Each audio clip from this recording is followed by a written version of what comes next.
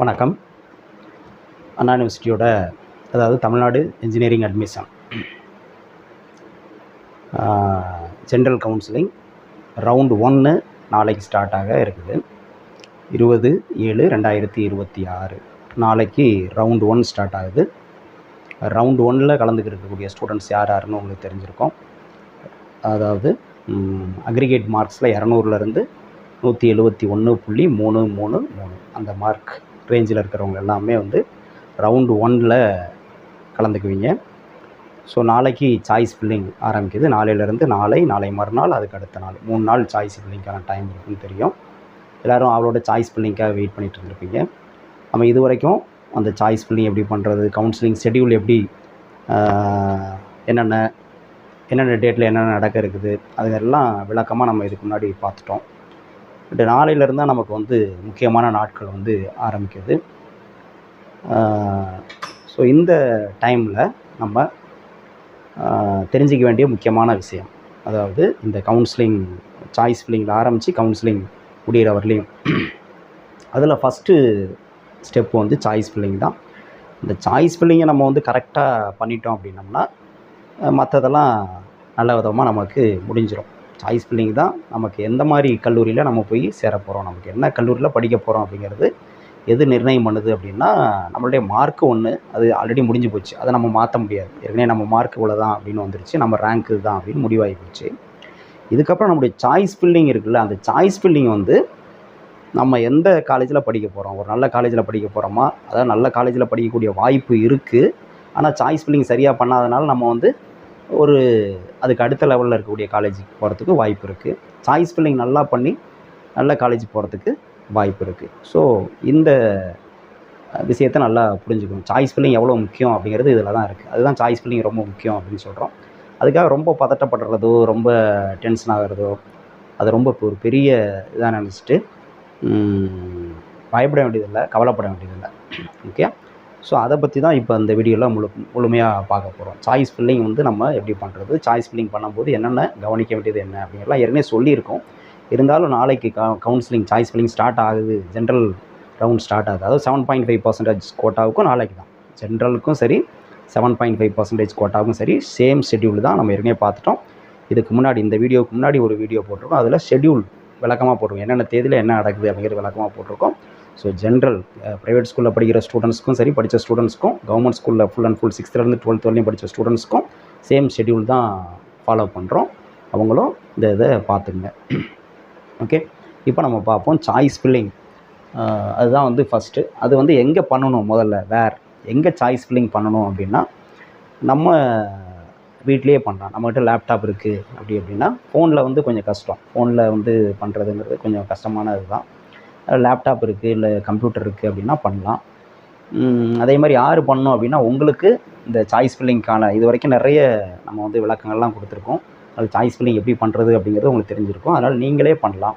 அல்லது உங்கள் வீட்டில் வந்து யாராவது நல்லா படித்தவங்க, விவரமானவங்க இருக்காங்க அப்படின்னா அவங்கள வந்து பண்ண சொல்லலாம். அல்லது உங்களுடைய ஆசிரியர்களை வந்து பண்ண சொல்லலாம். ஓகே, அப்படி பண்ணலாம். அதை விட்டுட்டு வேறு எங்கேயும் வெளியில் புதுசாக யார்ட்டையாவது ஒரு ப்ரௌசிங் சென்டர்லையோ, அது ப்ரௌசிங் சென்டரில் போய் பண்ணலாம். ஆனால் சாய்ஸ் ஃபில்லிங் அந்த லிஸ்ட்டு வந்து நீங்கள் தான் ரெடி பண்ணி வச்சுருக்கணும். அவங்கள வந்து நீங்கள் போடுங்க, எந்த காலேஜ் சூஸ் பண்ணுறதுன்னே தெரியாமல் அவங்களா வந்து பண்ணுற மாதிரி இருக்கக்கூடாது. உங்களுக்கு வந்து லிஸ்ட்டு ரெடியாக இருக்குது, இந்த காலேஜ் தான் நான் வந்து சாய்ஸ் ஃபில்லிங் கொடுக்க போகிறேன்னு உங்கள்கிட்ட லிஸ்ட்டு ரெடியாக இருக்குன்னா அங்கே போய்ட்டு நீங்கள் வந்து பண்ணலாம், அவங்களுடைய ஹெல்ப்போட பண்ணலாம். எந்த காலேஜ் சூஸ் பண்ணுறதுனே தெரியாது, அவங்க தான் பண்ணுறாங்கிற மாதிரி யாரோ ஒரு ப்ரௌசிங் சென்டரில் போய்ட்டு யார்ட்டையோ போய்ட்டு கொடுத்து பண்ண சொல்லாதீங்க, அது தப்பாக போயிடும். அப்புறம் இன்னும் பார்த்தீங்கன்னா, இன்னமும் கூட நம்ம ஏற்கனவே சொல்லியிருக்கோம், எச்சரிக்கை கொடுத்துருக்கோம். இப்போ ஒரு வாரத்துக்கு முன்னாடி கூட என்னென்னு பார்த்தீங்கன்னா, ஒரு ஸ்டூடெண்ட்டுக்கு ஃபோன் பண்ணி, நாங்கள் வந்து கல்வித்துறையிலேருந்து பேசுகிறோம், என்ன இது அப்படி இப்படின்னு பேசிவிட்டு உங்களுடைய அந்த ஃபஸ்ட் பேஜ் இருக்கும் இல்லையா, எந்த ரேங்க்கு, என்ன கோட்டா, அந்த இதெல்லாம் எங்களுக்கு வந்து ஃபோட்டோ எடுத்து அனுப்புங்க அப்படின்லாம் சொல்லியிருக்காங்க. இந்த மாதிரி எங்கேயாவது இருந்து அந்த மாதிரி ஃப்ராடுலன்ட் கால்ஸ்னு சொல்கிறது, இந்த மாதிரி உங்களை தப்பாக வழிநடத்துறதுக்கு நிறைய பேர் வந்து முயற்சி பண்ணுவாங்க. அதுக்கு ஒரு டீமே அது மாதிரி இயங்கிகிட்டு இருக்குது. அவங்ககிட்டேருந்து நீங்கள் வந்து ரொம்ப கவனமாக இருக்கணும், எச்சரிக்கையாக இருக்கணும். அது மாதிரி எந்த கால் வந்தாலும் நீங்கள் வந்து அதுக்கு செவி சாய்க்கக்கூடாது. நாங்கள் கவுன்சிலிங் அட்டன் பண்ணியிருக்கோம், நாங்கள் கவுன்சிலிங்கில் காலேஜ் சூஸ் பண்ணிக்குவோம் அப்படின்னு தான் சொல்லணுமே ஒழிய, அவங்க ஏதாவது ஷேர் பண்ண சொல்கிறாங்கன்னு சொல்லிட்டு அவங்களுக்கு ஏதாவது அவங்க கேட்குற தகவலை ஷேர் பண்ணுறதோ இது பண்ணுறதோ அதெல்லாம் எந்த இதுவுமே நீங்கள் வந்து வச்சுக்கக்கூடாது. அது மாதிரி நிறைய நடக்கும். இந்த கவுன்சிலிங் ஆரம்பிக்கிறதுல இதிலேருந்து முடிகிற வரலையும் அது மாதிரி நிறைய பேர் வந்து கால் பண்ணி, நாங்கள் கவுன்சிலிங் வந்து சாய்ஸ் ஃபில்லிங் நாங்கள் பண்ணித்தரோம், கவுன்சிலிங் உங்களுக்கு ஹெல்ப் பண்ணுறோம், காலேஜ் சேர்த்து விட்றோம் அப்படிலாம் வந்து சொல்லுவாங்க. அவங்களுக்கு வந்து நீங்கள் அவங்க சொல்கிறத கேட்கக்கூடாது. எதுவும் வந்து உங்களுடைய தகவலில் அவங்களுக்கு வந்து பகிரவே கூடாது. நாங்கள் கவுன்சிலிங்கில் பார்த்துக்குறோம், நாங்கள் பண்ணிக்கிறோம் அப்படின்னு சொல்லிட்டு நீங்கள் கட் பண்ணிடணும். ஓகே, அது ரொம்ப முக்கியம். ஸோ அப்போ நீங்களே பண்ணலாம் கவுன்சிலிங். அந்த சாய்ஸ் ஃபில்லிங்கிறது நீங்களே பண்ணலாம். அப்படி உங்களுக்கு பண்ணுறதுக்கு வசதிகள் இல்லை, வீட்டில் வசதிகள் இல்லை அப்படின்னா டிஎஃப்சிக்கு போகலாம். நம்ம உங்கள் டிஸ்ட்ரிக்டில் உங்களுக்கு பக்கத்தில் இருக்கக்கூடிய டிஎஃப்சியில் போயிட்டு நேராக அந்த பாலிடெக்னிக் காலேஜோ அல்லது இன்ஜினியரிங் காலேஜோ, கவர்மெண்ட் இன்ஜினியரிங் காலேஜ் அலாட் பண்ணியிருக்காங்களா டிஎஃப்சி, அந்த டிஎஃப்சிக்கு போனீங்கன்னா அங்கேயே நீங்கள் கூட சாய்ஸ் ஃபில்லிங் பண்ணலாம். அங்கே உங்களுக்கு ஹெல்ப் பண்ணுவாங்க. ஓகே, அவங்க ஜென்யூனாக பண்ணுவாங்க. இப்படி தான் நீங்கள் வந்து சாய்ஸ் ஃபில்லிங் பண்ணணும். ஓகே, அடுத்தது எப்படி பண்ணணும், சாய்ஸ் ஃபில்லிங் எப்படி பண்ணணும் அப்படின்னா, நம்ம ஏற்கனவே சாய்ஸ் ஃபில்லிங் பற்றி தெளிவாக சொல்லியிருக்கோம். என்ன அப்படின்னா, முதல்ல என்ன காலேஜஸை நம்ம வந்து சூஸ் பண்ணுறோம், எந்த காலேஜஸ்லாம் நம்மளுக்கு வந்து கிடைக்க வாய்ப்பு இருக்குது அப்படிங்கிறது முதல்ல நம்மளுக்கு தெளிவாக தெரியணும். அதுக்கு நம்ம என்ன சொல்லியிருக்கோம் அப்படின்னா, இப்போ உங்களுடைய மார்க் என்ன, உதாரணத்துக்கு ஒரு 170, உங்களுடைய அக்ரிகேட் மார்க்ஸ் வந்து 170 அப்படின்னா அதுக்கு மேலே ஒரு 5 மார்க் கூட்டிங்க, 175. ஓகே, அது கீழே ஒரு 5 மார்க் கழிச்சுக்கிங்க, 165. ஓகே, கீழே எவ்வளோ வேணுமாலும் போகிறது வந்து நல்லது தான். ஓகே, மேலே போகிறது வந்து பெட்டர் காலேஜ் கிடைக்கிறதுக்காக, கீழே போகிறது வந்து எதுக்கு அப்படின்னா நம்மளுக்கு காலேஜ் கிடைக்காம போயிடக்கூடாதுங்கிறதுக்காக. ஓகே, மார்க் நீங்கள் நிறைய மார்க் 170 அப்படிங்கிறது வந்து பார்த்தீங்க 85%. அந்தளவுக்கு அதிக மார்க் வாங்கியிருந்தாலும் நீங்கள் வந்து நம்ம தான் நிறைய மார்க் வாங்கியிருக்கோமே அப்படின்னு சொல்லிட்டு கொஞ்சமாக காலேஜ் செலக்ட் பண்ணிவிட்டு, இந்த ரேஞ்சுக்குள்ளே ரொம்ப கம்மியான காலேஜ் 5 காலேஜ் 10 காலேஜ் மட்டும் இது பண்ணிவிட்டு நம்மளுக்கு கிடைச்சிரும் அப்படின்னு சொல்லிட்டு இது பண்ணிங்கன்னா கிடைக்காம போகிறதுக்கும் வாய்ப்பு இருக்குது. ஓகே, இதை நல்லா புரிஞ்சுக்கணும். அதனால் நீங்கள் வந்து நல்ல மார்க் வாங்கியிருந்தாலும் நிறைய ஆப்ஷன்ஸ், நிறைய சாய்ஸஸ் வந்து கொடுக்கணும். அதனால தான் இந்த கீழே உள்ள இது வந்து ரொம்ப முக்கியம். மேலேயும் போகணும், எவ்வளோ வேணுமாலும் போகலாம். அது வந்து எந்த அளவுக்கு போகிறீங்களோ அந்தளவுக்கு பெட்டராக உங்களுக்கு நல்ல காலேஜ் கிடைக்கிறதுக்கு வாய்ப்பு இருக்குது. இந்த கீழே போகிறது வந்து எதுனா காலேஜ் கிடைக்காம போயிடக்கூடாது, அதுக்காக தான் கீழேயும் நம்ம வந்து போகிறோம்னு சொல்கிறோம். இதுக்கு என்ன அர்த்தம் அப்படின்னா, இப்போ 175 இது என்னது, இது எப்படி இந்த ரேஞ்சுக்குள்ளே காலேஜ் சூஸ் பண்ணுறதுனா என்ன அப்படின்னா, நம்ம ஏற்கனவே சொல்லியிருக்கோம், லாஸ்ட் இயர் அலாட்மெண்ட்டு லிஸ்ட் இருக்கும் காலேஜுக்கு. போன வருஷம் கவுன்சிலிங்கில் அலாட் பண்ணியிருப்பாங்க ரவுண்ட் 1ல் இந்தந்த மார்க்கு இந்தந்த காலேஜெலாம் கிடச்சிருக்கு அப்படின்ட்டு லிஸ்ட்டு இருக்குது. அந்த லிஸ்ட்டை பார்க்கணும். அந்த லிஸ்ட்டில் நீங்கள் இந்த ரேஞ்சு சூஸ் பண்ணிக்கணும். உதாரணத்துக்கு நான் அந்த மார்க் சொல்லியிருக்கேன். இது மாதிரி நீங்கள் வந்து ஒரு 160 இருக்கீங்க அப்படின்னா ஒரு 165லேருந்து 165க்கும் 155 இந்த ரேஞ்சில் நீங்கள் எடுத்துக்கணும். இப்படி எடுத்திங்கன்னா உங்களுக்கு மிஸ் ஆகிறதுக்கு சான்ஸே இல்லை. உங்களுக்கு நல்ல காலேஜும் கிடைக்கும், காலேஜ் கிடைக்காம போகிறதுக்கு வாய்ப்பே கிடையாது, கண்டிப்பாக கிடைக்கும். ஸோ அப்போ அந்த லிஸ்ட்டு கண்டிப்பாக வேணும். அந்த லிஸ்ட்டில் நீங்கள் வந்து பார்க்கணும். பார்த்தீங்கன்னா உங்களுக்கு தெரியும், இந்த லாஸ்ட் இயர் 175க்கு என்ன காலேஜெலாம் கிடச்சிருக்கு, 174க்கு என்ன காலேஜ் இருக்குது, 173க்கு என்ன இந்த இதெல்லாம் பார்க்கணும். அந்த காலேஜஸ்லாம் நம்ம சேர்த்துக்கணும். அதெல்லாம் சாய்ஸ் ஃபில்லிங்கில் ஃபஸ்ட்டு வைக்கணும். அதெல்லாம் பெட்ரு நமக்கு இல்லையா. இப்போ 170 மார்க் நீங்கள் வாங்கியிருக்கீங்க, லாஸ்ட் இயர் 175க்கு மார்க் வாங்கினவங்களுக்கு கிடைச்ச காலேஜ் உங்களுக்கு இப்போ கிடைக்கலாம். ஓகே, அதனால தான் இதை மேலே வைக்கணும், இதை வந்து மேலே வைக்கணும். ஸோ அந்த காலேஜஸ்லாம் மேலே வைக்கணும். இந்த இதெல்லாம் 165 உங்கள் மார்க் 170, லாஸ்ட் இயர் 165 வாங்கினவங்களுக்கு கிடைச்ச காலேஜ் உங்களுக்கு கிடைக்காம போகுமா? கண்டிப்பாக கிடைக்கும் இல்லையா. அதுக்கு தான் சேஃப்டிக்கு தான் இந்த கீழே உள்ள காலேஜஸும் நம்ம வந்து வைக்கிறோம். ஸோ இந்த ரேஞ்சில் இருக்கக்கூடிய காலேஜஸ்லாம் நம்ம முதல்ல தெரிஞ்சு வச்சுருக்கணும் ஒன்று. ஓகேயா, அது நம்ம வந்து பெட்டர் காலேஜஸ் எல்லாம் ஏற்கனவே வந்து இந்த 200லேருந்து 195 வரலையும் மார்க்ஸ் உள்ள காலேஜெல்லாம் லாஸ்ட் இயர் யாராருக்கலாம் என்னென்ன காலேஜஸ் கிடச்சிருக்குன்னு ஒரு லிஸ்ட் நம்ம ஏற்கனவே போட்டிருக்கோம். அதே மாதிரி 195லேருந்து 190 வரலையும் மார்க் உள்ளவங்களாம் என்ன காலேஜஸ் கிடச்சிருக்குங்கிறதும் போட்டிருக்கோம். அதெல்லாம் பாருங்கள், அது பார்த்தீங்கன்னா உங்களுக்கு ஹெல்ப்ஃபுல்லாக இருக்கும். இப்போ இந்த ரேஞ்சில் என்னென்ன காலேஜஸ் கிடச்சிருக்கு லாஸ்ட் இயர் அப்படிங்கிறது வந்து எல்லாத்துக்கும் தெரியாது. அதுக்காக ஒரு லிங்க் வந்து உங்களுக்கு கொடுக்குறேன். அதாவது லாஸ்ட் இயர் லிஸ்ட்டுங்கிறது போன வருஷம் ரவுண்ட் 1ல் 2 இதுவுமே, அதாவது ஜென்ரல் ப்ரைவேட் ஸ்டூடெண்ட்ஸ் எல்லோரும் கலந்துக்கிற கவுன்சிலிங் இது இருக்கும் இல்லையா, அந்த லிஸ்ட்டு, அதாவது ரவுண்ட் 1ல் எந்த மார்க்குக்கு என்ன காலேஜஸ் கிடச்சிருக்கு அப்படிங்கிற லிஸ்ட்டும், அதே மாதிரி 7.5% கோட்டாவில் உள்ளவங்களுக்கு ரவுண்ட் 1ல் என்ன மார்க் என்ன காலேஜஸ் கிடச்சிருக்கு அந்த லிஸ்ட்டு 2 லிங்க்கும் உங்களுக்கு இந்த வீடியோட டிஸ்கிரிப்ஷனில் லிங்க்கில் பிடிஎஃபாக கொடுக்குறேன். அதை நீங்கள் டவுன்லோட் பண்ணி பார்த்துக்கலாம். அது நிறைய பேஜஸ் இருக்கும். எல்லாமே நீங்கள் வந்து சாஃப்ட் காப்பியாக வச்சுக்கலாம். சாஃப்ட் காப்பி வச்சுட்டோம்னா கொஞ்சம் சிரமமாக இருக்கும். அதை பிரிண்ட் அவுட்டாக எடுத்து வச்சுக்கிட்டோம்னா நம்ம காலேஜ் சூஸ் பண்ணுறதுக்கு வசதியாக இருக்கும். அப்போ நீங்கள் என்ன பண்ணலான்னா, இப்போ இந்த மார்க் அப்படின்னா இதிலேருந்து இது வரலையும் உள்ள பேஜஸ் மட்டும் நம்ம எடுத்துக்கலாம். அதில் ஒரு 100 பக்கம் இருக்குது அப்படின்னா 100 பக்கமும் நம்மளுக்கு தேவையில்லை. இந்த மார்க் ரேஞ்சஸில் மட்டும் எத்தனை பக்கம் இருக்குது, ஒரு 20 பக்கம் இருக்கா, அதை மட்டும் நம்ம பிரிண்ட் அவுட் எடுத்து கையில் வச்சுக்கணும். அதே மாதிரி இந்த மார்க்கா நீங்கள் இந்த ரேஞ்சுக்குள்ளே இருக்கக்கூடிய காலேஜஸ் அது வரிசையாக தான் இருக்கும், ஆர்டராக தான் இருக்கும், மாறி மாறிலாம் இருக்க போகிறது. 165லேருந்து 155னா வரிசையாக தான் இருக்கும். ஸோ அந்த பேஜஸ் மட்டும் எடுத்து வச்சுக்கிட்டு, பிரிண்ட் அவுட் எடுத்து வச்சுக்கிட்டு நீங்கள் வந்து அதை மட்டும் தனியாக எடுத்து வச்சுக்கணும் ஃபஸ்ட்டு. ஸோ அந்த இதுக்குள்ளே நீங்கள் காலேஜ் சூஸ் பண்ணிங்கன்னா கண்டிப்பாக உங்களுக்கு காலேஜ் கிடைக்காம போகிறதுக்கு வாய்ப்பே இல்லை, நல்ல காலேஜும் கிடைக்கும். ஒன்று. ஓகே. அடுத்து அதுக்குள்ளே இப்போ இதுக்குள்ளே நிறைய காலேஜஸ் இருக்கும். அதுக்குள்ளே எப்படி நம்ம வந்து சூஸ் பண்ணுறது அப்படின்னா எதுக்கு ஃபஸ்ட்டு ப்ரிஃபரன்ஸ் நம்மளுக்கு கொடுக்கணும், எதை சூஸ் பண்ணணும் அப்படிங்கிறது ரொம்ப முக்கியம். நம்ம வழக்கமாக எப்போதுமே சொல்கிறது, நீங்கள் வந்து ஃபஸ்ட்டு ப்ரிஃபரன்ஸ் எது கொடுக்கணும் அப்படின்னா யூனிவர்சிட்டிக்கு தான். இப்போ 170 மார்க் இருந்தால் இன்னும் அண்ணா யூனிவர்சிட்டியில் கிடைக்குமா சார் அப்படின்னா கிடைக்கிறது வாய்ப்பில்லை தான். ஆனால் கொடுக்குறதுனால தப்பு இல்லையே, கொடுக்குறதுனால தப்பு இல்லை. ஓகே. அதனால் நம்ம எப்போதுமே first preference higher mark round 1ல் உள்ளவங்களாம் வந்து பார்த்தீங்கன்னா நீங்கள் வந்து ஃபஸ்ட்டு ப்ரிஃபரன்ஸ் வந்து அண்ணா யூனிவர்சிட்டி கேம்பஸ் சொல்கிறோம் இல்லையா, அந்த 3 கேம்பஸ் சொல்லுவோம். CEG, Anna university CEG, MIT campus, ACT campus, அந்த 3 கேம்பஸ் சொல்லுவோம். அதை வந்து ஃபஸ்ட்டு கொடுக்கலாம். அண்ணா யூனிவர்சிட்டி கேம்பஸஸை ஃபஸ்ட்டு ப்ரிஃபரன்ஸாக கொடுக்கலாம். அதுக்கப்புறம் university colleges. Okay. Code number பார்த்திங்கன்னா 30ல் ஆரம்பிக்கும். அந்த யூனிவர்சிட்டி காலேஜஸ் எல்லாமே 30ல் ஆரம்பிக்கும். அந்த காலேஜஸ்க்கு வந்து யூனிவர்சிட்டி காலேஜஸ்ன்னு சொல்கிறது, அதுக்கு வந்து ப்ரிஃபரன்ஸ் கொடுக்கலாம். அடுத்த லிஸ்ட்டாக அதை வைக்கலாம். அதுக்கப்புறம் வந்து பார்த்திங்கன்னா government colleges, government engineering colleges, அதை வந்து கொடுங்க. அதுக்கப்புறம் வந்து எய்டட் காலேஜஸ் 3 காலேஜஸ் இருக்குது, அதை கொடுங்க. அதுக்கப்புறம் ப்ரைவேட் காலேஜஸில் அட்டானமஸ் காலேஜஸ் கொடுங்க. அதுக்கப்புறம் அட்டானமஸ் இல்லாத மற்ற காலேஜஸ் கொடுங்க. இந்த ஆர்டரில் நீங்கள் அதை வந்து பிரித்து வைக்கணும். ஓகே. இது வந்து காலேஜோட குவாலிட்டிஸ், அதை வச்சு நான் சொல்கிறேன். ஃபீஸ் எல்லாமே வந்து கவர்மெண்ட் காலேஜஸில் யூனிவர்சிட்டியில் வந்து கம்மியாக இருக்கும், ப்ரைவேட்டோட கம்பேர் பண்ணுறப்போ கம்மியாக இருக்கும், நமக்கு சேஃப். அந்த அடிப்படையில் இந்த ஆர்டர் நான் வந்து சொல்கிறேன். ஓகே. இப்போது இதில் நம்ம கவர்மெண்ட் இதிலே கிடச்சிருச்சு அப்படின்னா பிரச்சனை இல்லை. ப்ரைவேட் அப்படின்னா இதெல்லாம் வந்து நான் யாருக்கு அப்படின்னா ஃபீஸ் கட்டி இது பண்ணுறவங்களுக்கு, ஜென்ரல் கோட்டாவில் போகிறவங்களுக்கு, ஃபீஸ் கட்டி போகிறவங்களுக்கு இந்த இது. இப்போ சப்போஸ் உங்களுக்கு இந்த கவர்மெண்ட் காலேஜஸ்லாம் கிடைக்கல, உங்கள் மார்க்கு கிடைக்காத அளவுக்கு இந்த மாதிரி நீங்கள் கொடுக்குறீங்க, ஆனால் உங்கள் ரேங்க்கு அதெல்லாம் இல்லை, ப்ரைவேட்டில் தான் கிடைக்கிற மாதிரி இருக்குன்னா, அப்போ ப்ரைவேட் காலேஜஸ்லாம் நீங்கள் வந்து கொடுத்துருப்பீங்க, நான் சொன்ன மார்க் ரேஞ்சுக்குள்ளே எடுத்து கொடுத்துருங்கன்னா அதில் வந்து என்ன பார்க்கணுன்னா, வெறும் காலேஜஸ் மட்டும் பார்த்தா பத்தாது, இந்த மார்க்குள்ளே கிடச்சிருக்குங்கிறது மட்டும் பார்த்தாது, நல்ல காலேஜுங்கிறது மட்டும் பார்த்தாது, ஃபீஸ் வந்து ஸ்ட்ரக்சர் வந்து உங்களுக்கு தெரிஞ்சிருக்கணும். அந்த ஃபீஸ் ஸ்ட்ரக்சர், இந்த காலேஜஸ் போட்டால் அந்த காலேஜில் ஃபீஸ் எவ்வளவு, அது நம்மளால் கட்ட முடியுமா அப்படிங்கிறது உங்களுக்கு தெரியணும். அதெல்லாம் நேரம் நீங்கள் விசாரிச்சுருக்கணும். ஒன்று.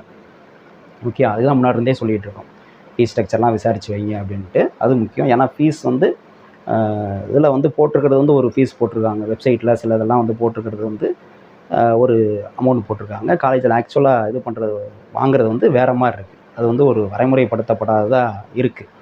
இது தமிழக அரசு தான் இதை வந்து நடவடிக்கை எடுக்கணும். பொறியியல் கல்லூரியுடைய கட்டணத்தை வந்து வரமுறைப்படுத்தணும், நெறிமுறைப்படுத்தணும் அப்படிங்கிறது நிறைய பெற்றோர்கள் ஆசிரியருடைய கோரிக்கையாக இருக்குது. அது ரொம்ப கவனிக்கப்பட வேண்டிய ஒரு விஷயந்தான். ஸோ அந்த ஃபீஸ் ஸ்ட்ரக்சர் வந்து நீங்கள் தெரிஞ்சிருக்கணும். அதில் உங்களுக்கு வந்து எந்த காலேஜஸ் சப்போஸ் வந்து நல்ல காலேஜாக இருக்கும், உங்கள் ரேங்க் கிடைக்கிறதுக்கு வாய்ப்பாக இருக்கும் ப்ரைவேட் காலேஜ், ஆனால் அது வந்து ஃபீஸ் அதிகமாக இருந்ததுன்னா அதை வந்து முதல்ல நீங்கள் கொடுக்கக்கூடாது. ஓகே. அதை வந்து பின்னாடி தான் கொண்டு போகணும். ஸோ இந்த விஷயங்களை பார்க்கணும். அடுத்தது என்ன பார்க்கணும் அப்படின்னு சொல்லியிருக்கோன்னா, இந்த காலேஜ் பர்ஃபார்மன்ஸ். ஓகே. இப்போ Anna university colleges, government engineering colleges, இதெல்லாம் இருக்குது, இதெல்லாம் ஓகே.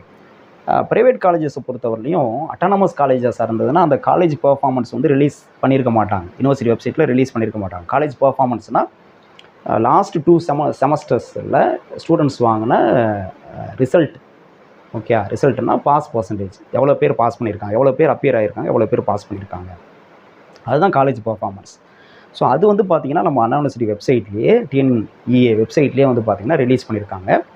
நான் அட்டானமஸ் காலேஜஸ்க்கு மட்டும். அட்டானமஸ்னால் அது வந்து எனக்கு ஆல்ரெடி அவங்க நல்லா பண்ணுறாங்க அப்படிங்கிறனால தான் அட்டானமஸ் கொடுத்துருக்காங்க, இப்படி தான் அர்த்தம்.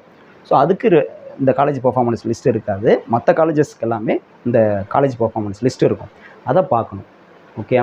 ஸோ இந்த விஷயங்களோட உங்களுக்கு அந்த காலேஜ் ஃபீஸோட என்ன பண்ணணும், ஒரு காலேஜ் ப்ரைவேட் காலேஜ் நீங்கள் வந்து முன்னாடி கொடுக்குறீங்க அப்படின்னா அந்த காலேஜோட ஃபீஸ் ஸ்ட்ரக்சர், அப்புறம் வந்து காலேஜ் பர்ஃபார்மன்ஸ், அந்த பர்ஃபார்மன்ஸ் வந்து பார்த்திங்கன்னா நமக்கு வந்து ஏற்கனவே ஒரு வீடியோவில் நம்ம கொடுத்துருக்கோம், லிங்க் கொடுத்துருக்கோம், அதை பார்த்துக்கலாம். அப்படின்னால இந்த வீடியோலையும் அந்த ஃபைலோட லிங்க் வந்து நான் வந்து கொடுக்குறேன், அதை எடுத்து பார்த்துக்கலாம். நம்ம வெப்சைட்லேயும் இருக்குது, அண்ணா யூனிவர்சிட்டி வெப்சைட், அதாவது டிஎன்இஏ வெப்சைட்லேயும் அது வந்து இருக்குது, அதுலேயும் நீங்கள் போய் பார்த்துக்கலாம். ஸோ இது ரெண்டும் ஓகே ஆகும். ப்ரைவேட் காலேஜை பொறுத்தவரையிலையும் உங்களுக்கு வந்து இந்த 2 கண்டிஷன்ஸும் ஓகே ஆகும். ஃபீஸும் உங்களுக்கு பே பண்ணுற அளவுக்கு இருக்கணும், பர்ஃபார்மன்ஸ் அந்த காலேஜோட பர்ஃபார்மன்ஸும் நல்லா இருக்கான்னு பார்த்துங்க. இது எதுக்குன்னா நான் அட்டானமஸ் காலேஜஸ்க்கு தான்.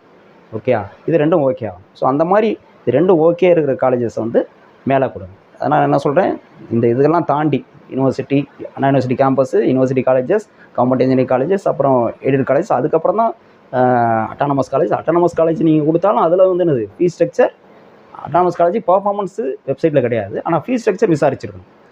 ஓகே, அதுக்கப்புறம் நான் அட்டானமஸ் காலேஜ். நான் அட்டானமஸ் காலேஜில் தான் என்ன பண்ணுவீங்க, ஃபீஸு பர்ஃபார்மன்ஸ் ரெண்டும் பாருங்கன்னு சொல்கிறேன். ஓகே, ஸோ இதெல்லாம் பார்த்து தான் நீங்கள் வந்து என்னது சாய்ஸ் ஃபில்லிங்கில் ப்ரையாரிட்டி கொடுக்கணும். எது உங்களுக்கு எந்த காலேஜில் நீங்கள் வந்து சேர்றதுக்கு ரொம்ப விரும்புகிறீங்களோ அதை வந்து மேலே கொடுக்கணும்.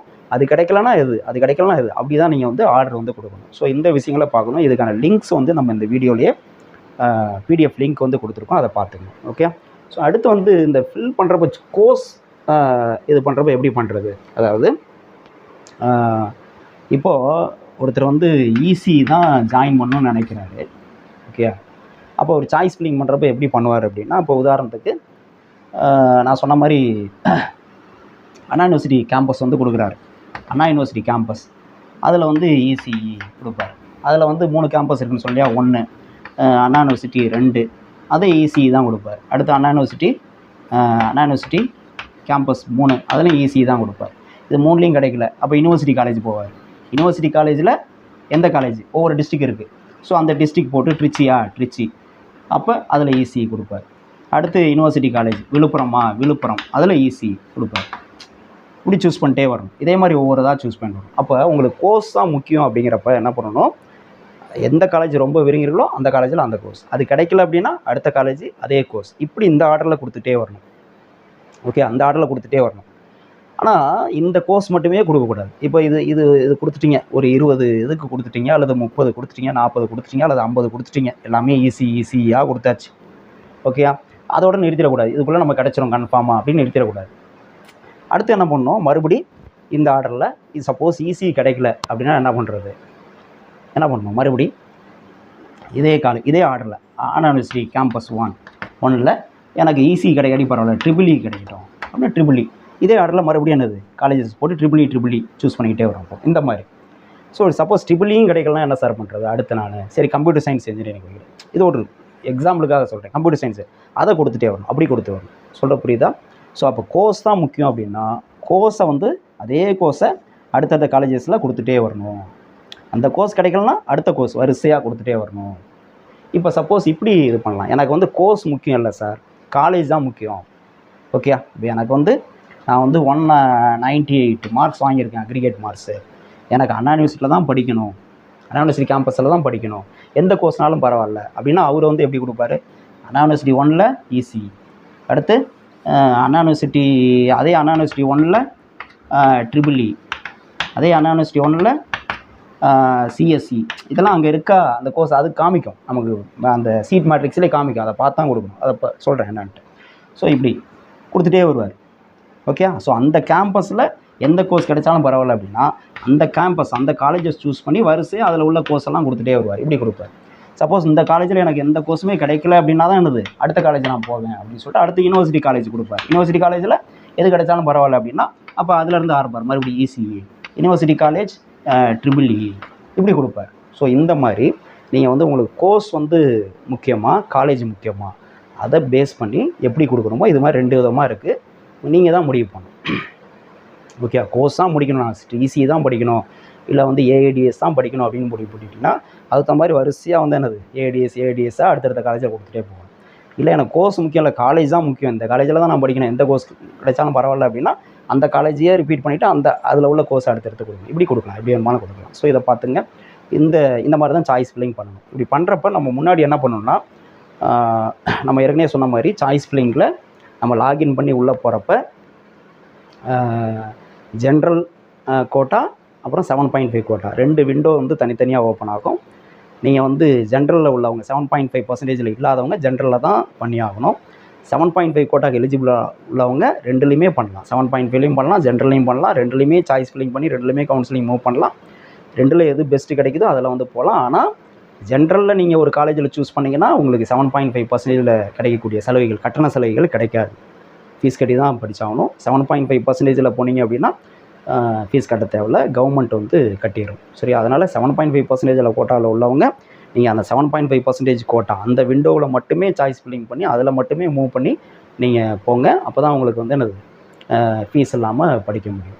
இதுலேயும் அதுலேயும் ட்ராவல் பண்ணி அதை எதுக்கு பண்ணுவாங்கன்னா, சப்போஸ் இதில் நல்ல காலேஜ் கிடைக்கலனா சப்போஸ் அதில் ஃபீஸ் கட்டியாவது படிக்கலாம் அப்படிங்கிற மாதிரி சில பேர் இருப்பாங்க. அதுக்காக தான் அந்த மாதிரி ஒரு ஆப்ஷன் வைக்கிறது.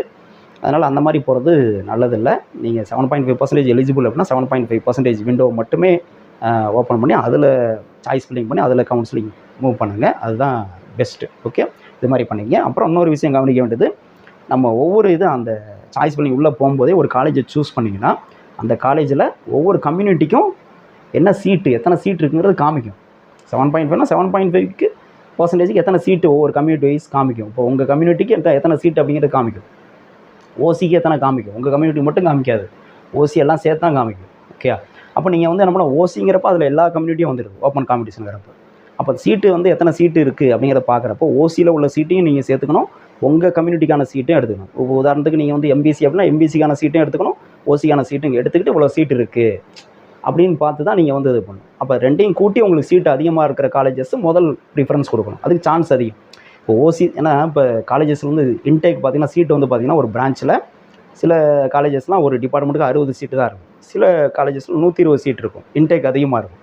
அப்போ சீட் அதிகமாக இருக்கும். ஓகே, அப்போ சீட் அதிகமாக உள்ள காலேஜஸ் வந்து என்னது ப்ரிஃபரன்ஸ் கொடுக்கலாம். இப்போ ப்ரொவைடட் என்னது நம்ம ஏற்கனவே சொன்னோம் இல்லையா, அந்த கண்டிஷன்ஸ்லாம் உங்களுக்கு ஓகே, ஃபீஸு மற்றதெல்லாம் சொல்கிறேன் இல்லையா, அதெல்லாம் ஓகே ஆகுது.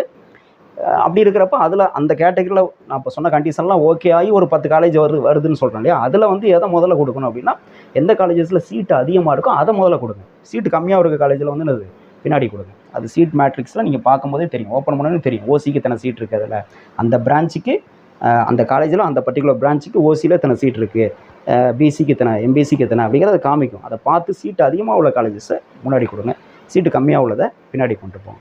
இதெல்லாமே வந்து பேப்பர் ஒர்க் முதல்ல வந்து பண்ணி வச்சுக்கணும். ஓகே, பண்ணி வச்சுட்டு அதுக்கப்புறம் தான் நீங்கள் வந்து என்னது இதை வந்து இதில் சிஸ்டத்தில் நீங்கள் வெப்சைட்டில் வந்து சூஸ் பண்ணணும். இன்னொரு விஷயம், இந்த சாய்ஸ் ஃபில்லிங்கில் நம்ம வந்து என்ன பண்ணலாம், ஃபிக்ஸட் கிடையாது, ஆர்டரை எப்போ வேணுமாலும் மாற்றிக்கலாம். பின்னாடி இருக்கிறத முன்னாடி கொண்டு போகலாம், முன்னாடி இருக்கிறத பின்னாடி கொண்டு போய்க்கலாம். அந்த 3 நாளுக்குள்ளே நம்ம என்ன பண்ணலாம், மாற்றிக்கலாம். எத்தனை 20ஆம் தேதி, 21, 22 3 நாள் கொடுக்குறாங்களே, 22ஆம் தேதி ஈவினிங் 5 o'clock நம்ம வந்து என்னது சாய்ஸ் ஃபில்லிங்கை எப்படி வேணுமாலும் மாற்றிக்கலாம். ஆனால் என்ன பண்ணக்கூடாது, நம்ம 20ஆம் தேதி நாளைக்கே பண்ணலாம், இல்லை நாளை மறுநாள் கூட பண்ணலாம். ஆனால் கடைசி மூமெண்ட்டில் போய் பண்ணாதீங்க. கடைசி மூமெண்ட்டில் பண்ணால் சர்வர் ஏதாவது பிஸியாகுது, நம்மளால் பண்ண முடியாமல் போயிடலாம். அது மாதிரி பண்ணக்கூடாது, ஆரம்பத்திலே பண்ணிடுறது நல்லது. ஆனால் அதுக்கு முன்னாடி இந்த மாதிரி ஒர்க்ஸ் எல்லாம் பண்ணிவிட்டு பண்ணுங்கள். ஃப்ரீஸ் பண்ணாதீங்க. சாய்ஸ் ஃபில்லிங் வந்து ஃப்ரீஸ்னு ஒரு ஆப்ஷன் இருக்கும், அதை ஃப்ரீஸ் பண்ண வேணாம். ஃப்ரீஸ் பண்ணியாச்சுன்னா அதுக்கப்புறம் நீங்கள் வந்து என்னது மாடிஃபிகேஷன் பண்ண முடியாது. பின்னாடி இருக்கிறது ஒருவேளை உங்களுக்கு ஏதாவது ஒரு ஒப்பீனியன் வரலாம், இதை முன்னாடி கொண்டு போகலாம் அப்படின்னு ஒப்பீனியன் வரலாம். அப்படி நினைக்கிறப்போ வந்து உங்களுக்கு பண்ண முடியாமல் போயிடும். அதனால் ஃப்ரீஸ் பண்ணாமல் வச்சுருக்கிறது நல்லது, கடைசியாக ஃப்ரீஸ் பண்ணிக்கிறது நல்லது. அப்படி வச்சுருந்தீங்கன்னா நம்ம வந்து என்னது ஆல்ட்ரு பண்ணிக்கலாம். நம்ம சாய்ஸஸை முன்ன பின்ன எப்போ வேணுமாலும் ஆல்ட்ரு பண்ணிக்கலாம். நம்ம என்ன சாய்ஸ் கொடுத்தோங்கிறத டவுன்லோட் பண்ணி வச்சுக்க முடியும். ஃபுல்லாக எல்லாம் முடிச்சதுக்கப்புறம் என்ன பண்ணலாம், நம்ம சாய்ஸ் ஃபில்லிங் என்ன கொடுத்துருக்கோங்கிறத டவுன்லோட் பண்ணி வச்சுக்க முடியும், அதை நம்ம செக் பண்ணிக்க முடியும். ஸோ இந்த ஆப்ஷன்ஸ்லாம் இருக்குது. ஸோ இதெல்லாமே இப்போ நம்ம சொன்ன விஷயங்கள் எல்லாமே கவனமாக வச்சுக்கிட்டு சாய்ஸ் ஃபில்லிங் பண்ணுங்கள். இதுக்கான லிங்க்ஸ் எல்லாமே அந்த நம்ம கவுன்சிலிங் செட்டில் அடுத்தடுத்த ஸ்டேஜஸ் என்ன அப்படிங்கிறது விரிவாக நம்ம ஏற்கனவே ஒரு வீடியோ போட்டிருக்கோம். அந்த வீடியோட லிங்க்கும் இந்த வீடியோவில் கொடுக்குறோம். நான் சொன்ன மாதிரி காலேஜ் பெர்ஃபார்மன்ஸ் லிஸ்ட்டு அந்த பிடிஎஃப் லிங்க்கு இந்த வீடியோட டிஸ்கிரிப்ஷனில் கொடுக்குறோம். அப்புறம் லாஸ்ட் இயர் அலாட்மெண்ட் லிஸ்ட் இருக்கும் இல்லையா, இந்த ஃபஸ்ட் ரவுண்டுக்கான லிஸ்ட்டு என்னென்ன மார்க் என்னென்ன காலேஜஸ் கிடைக்குங்கிற அந்த பிடிஎஃப் லிங்க்கும் இங்கே வந்து கொடுக்குறோம். அதெல்லாம் எடுத்து வச்சுக்கிட்டிங்கன்னா உங்களுக்கு ஹெல்ப்ஃபுல்லாக இருக்கும். அடுத்து வந்து பெஸ்ட் கோர்ஸ் எது அப்படிங்கிற மாதிரி கேட்பாங்க, எந்த கோர்ஸ் வந்து இப்போ படிக்கலாம் அப்படிங்கிற மாதிரி கேட்குறாங்க. எப்போதுமே வந்து இப்போவும் இசிஇ வந்து பெஸ்ட்டாக தெரியுது. ஓகே, கோர் பிரான்ச்சஸ்ன்னு சொல்கிறது இசிஇ அப்படிங்கிறது வந்து ஃபவுண்டேஷன் பேசிக், அது வந்து எப்போதுமே வந்து வேல்யூபிளாக இருக்கும் அப்படிங்கிறது எல்லாருமே சொல்லக்கூடிய ஒன்றா இருக்குது. அடுத்து வந்து பார்த்திங்கன்னா இப்போ அடுத்து வரக்கூடியது ஸ்கோப் வந்து பார்த்திங்கன்னா இப்போ ஆர்டிஃபிஷியல் இன்டெலிஜென்ஸ்னு சொன்னால் கூட நமக்கு வந்து செமிகண்டக்டர் டெக்னாலஜிக்கு வந்து வருங்காலத்தில் ஸ்கோப் அதிகமாக இருக்குது. அதே மாதிரி குவாண்டம் கம்ப்யூட்டிங் ஸ்கோப் அதிகமாக இருக்குது. ஸோ இந்த இதுக்கு ரிலேட்டடாக செமிகண்டக்டர் டெக்னாலஜி, குவாண்டம் கம்ப்யூட்டிங், அதே மாதிரி ஆர்டிஃபிஷியல் இன்டெலிஜென்ஸ் இதுக்கு ரிலேட்டடாக நம்ம வந்து எந்த கோர்ஸ் படித்தாலுமே வேல்யூபிள் தான். ஸோ இசிஇ அப்புறம் triple E electrical and electronics engineering, electronics communication engineering மாதிரி எலக்ட்ரிக்கல் அண்ட் எலக்ட்ரானிக்ஸ் இன்ஜினியரிங். ஏன்னா இப்போ எல்லாமே பேட்ரி வெஹிக்கிள்ஸ் வந்து வருது, நிறைய பேட்ரி வெஹிக்கிள்ஸாக மாறிக்கிட்டு இருக்கு. அந்த ஃபாசில் ஃபியூல்ஸ்க்கு ஆல்டர்னேட்டாக நம்ம வந்து பேட்ரி வெஹிக்கிள்ஸ் வந்து மாறிக்கிட்டு இருக்கோம். அப்போ அந்த எலக்ட்ரிக்கல் அண்ட் எலக்ட்ரானிக்ஸ் இன்ஜினியரிங் வந்து இம்பார்ட்டன்ஸ் வந்து ஃபியூச்சரில் வந்து அதிகமாக வருது. அந்த அடிப்படையில் நமக்கு வந்து இசிஇ, ட்ரிபிள்இ, அதுக்கப்புறம் கம்ப்யூட்டர் சயின்ஸ் இன்ஜினியரிங், அதுக்கப்புறம் வந்து artificial intelligence and data science, IT, அப்புறம் சிவில் மெக்கானிக்கல் இந்த ஆர்டரில். அதேமாதிரி கெமிக்கல் இன்ஜினியரிங் இம்பார்ட்டன்ட் தான். ஓகே, ரிசர்ச் லைனில் உங்களுக்கு இன்ட்ரெஸ்ட் இருந்தது அப்படின்னா பயோமெடிக்கல் இன்ஜினியரிங், பயோடெக்னாலஜி இதெல்லாம் எடுக்கலாம். இந்த இது பார்த்தேன். உங்கள் சப்ஜெக்ட்ஸ் வந்து எதில் இன்ட்ரெஸ்ட்டுங்கிறது பார்த்துங்க. உங்களுக்கு கெமிஸ்ட்ரி ரிலேட்டட் ரொம்ப இன்ட்ரெஸ்ட் அப்படின்னா கெமிக்கல் டெக்னாலஜி படிக்கலாம், ஒன்றும் பிரச்சனை இல்லை. ஃபிசிக்ஸ் ரிலேட்டட் வந்து ரொம்ப இன்ட்ரெஸ்ட்டாக இருக்குது, ஃபிசிக்ஸ் மேத்ஸ்லாம் ரொம்ப இன்ட்ரெஸ்ட்டாக இருக்குது அப்படின்னா இசிஇ, ட்ரிபிள்இ இந்த இதெல்லாம் ரொம்ப பண்ண முடியும். கம்ப்யூட்டர் சயின்ஸ் ரிலேட்டடாக இருந்தது அப்படின்னா computer science engineering and IT இந்த இதெல்லாம் பண்ண முடியும். ஸோ இதுதான் உங்கள் இன்ட்ரெஸ்ட் முக்கியம். அப்புறம் ஃபியூச்சரில் ஸ்கோப் எப்படி இருக்குது அப்படிங்கிறதும் முக்கியம். எது படித்தாலும் வந்து அதை வந்து டெப்த்தாக படிக்கணும். கூடவே வந்து அடிஷ்னலாக என்ன ஸ்கில் தேவைப்படுதோ அந்த ஸ்கில்ஸை வந்து டெவலப் பண்ணிக்கணும். அப்படி படித்தா மட்டும் தான் நம்ம வந்து ஃபியூச்சரில் சைன் பண்ண முடியும். ஸோ இதெல்லாம் மைண்டில் வச்சுட்டு நீங்கள் வந்து சாய்ஸ் ஃபில்லிங் வந்து பண்ணுங்கள். உங்களுக்கு விரும்பிய கல்லூரியில் விரும்பிய கோர்ஸ் படித்து நீங்கள் ஃப்யூச்சரில் ஒரு வாழ்க்கையில் உயர்ந்த நிலையை அடைய என்னுடைய மனமார்ந்த வாழ்த்துக்கள். நன்றி.